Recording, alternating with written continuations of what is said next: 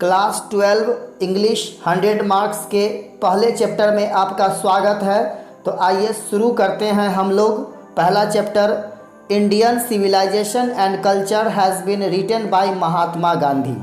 Indian civilisation and culture यानी भारतीय सभ्यता और संस्कृति। सिविलाइजेशन मीन्स सभ्यता और कल्चर मीन्स संस्कृति। इस चैप्टर को महात्मा गांधी ने लिखा है। It is an awesome essay of Gandhi ji. यह गांधी जी की गजब की लिखी हुई निबंध है। ऑसम मीन्स होता है गजब। इन दिस एसे, इस लेख में, निबंध में, Gandhi ji says about Indian civilisation. इस लेख में गांधी जी ने भारतीय सभ्यता के बारे में जिक्र किया है।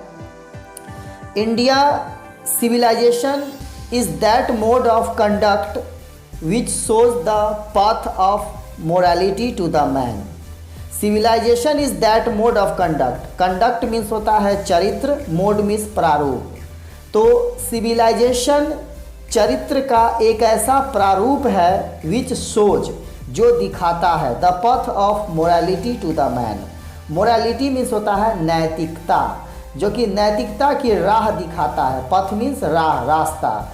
path of morality, morality नैतिकता की राह दिखाता है। टू द मैन, इंसानों को। यानी सिविलाइजेशन हमारे चरित्र का एक ऐसा प्रारूप है जो इंसानों को नैतिकता की राह दिखाता है। Indian civilisation is the best civilisation in the world.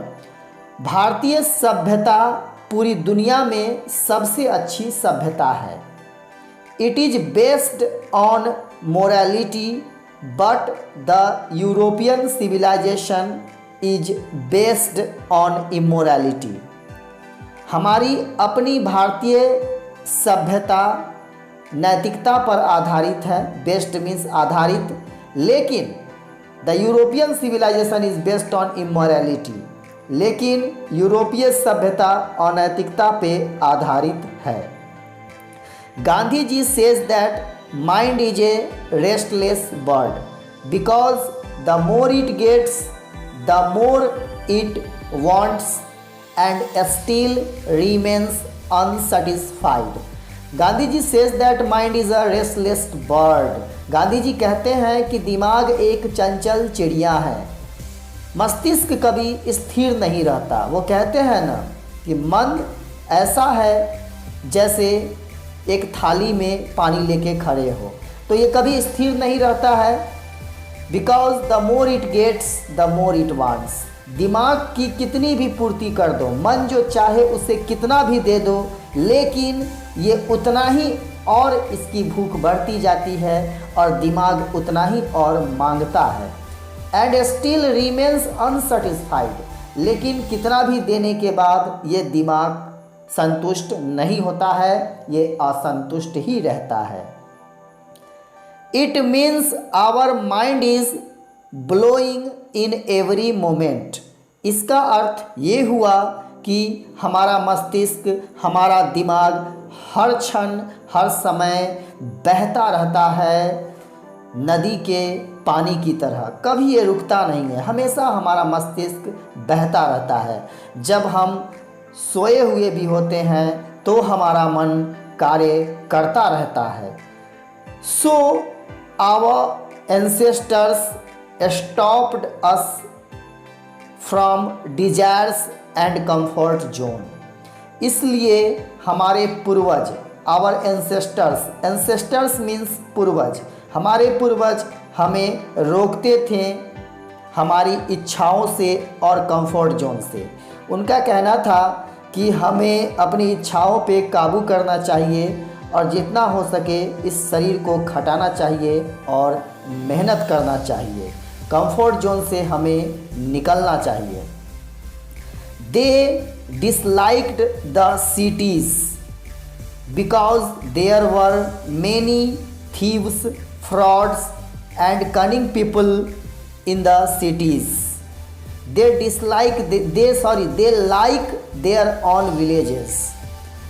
They disliked the cities because there were many thieves. वे शहरों को नापसंद करते थे। उन्हें शहर पसंद नहीं था क्योंकि वहाँ अनेक चोर, धोखेबाज और धूर्त लोग रहते थे। They like there on villages, उन्हें अपना ग्रामीण जीवन ही पसंद था। एक सीमित दायरे तक वो अपनी ज़रूरतों को पूरा करके गांव में ही रहना पसंद करते थे। Modern civilisation runs behind money and materialistic objects which is the main cause of sorrow. Modern civilisation runs behind money and materialistic object. आधुनिक सभ्यता पैसे के पीछे भागती है और भौतिक वस्तुओं के पीछे भागती रहती है। उसकी पूर्ति में वो सुबह से रात तक लगा हुआ रहता है और पसीने बहाता रहता है अपनी ज़रूरतों को पूरा करने के लिए, और वही हमारी दुख का कारण है। हम जितनी अपनी ज़रूरतों को फैलाते जाएंगे, जितनी अपनी ज़रूरतों को बढ़ाते जाएंगे, सौरो यानी दुख हमारा बढ़ता चला जाएगा। इनफैक्ट दरअसल civilization means to control our desires and adopt the way of simple living and high thinking. दरअसल civilization means to control our desires. Civilization सभ्यता का ये अर्थ हुआ कि हम अपनी इच्छाओं को नियंत्रण में रखें and adopt the way of simple living and high thinking. Adopt means होता है अपनाना, and the way of simple living, और सामान्य जीवन अपनाना चाहिए, एंड हाई थिंकिंग, और हमारा विचार उच्च होना चाहिए। यानी हम अपनी ज़रूरतों से नहीं, हम अपनी इच्छाओं से नहीं, बल्कि हम अपने विचारों से उच्च हो सकते हैं। यानी सादा जीवन, उच्च विचार हमें अपनाना चाहिए। तो इंग्लिश क्लास 12 100 मार्क्स का ये फर्स्ट चैप्टर था। इसे आप बार बार सुने और पढ़ें। एग्जामिनेशन में समरी लिखने के लिए आता है, तो इस पूरा को आप नोट कर लें, और यही हुआ समरी। इसे आप समरी समझें, इसे लिख लेंगे तो आपके अच्छे मार्क्स आएंगे। Thank you very much, wish you all the best.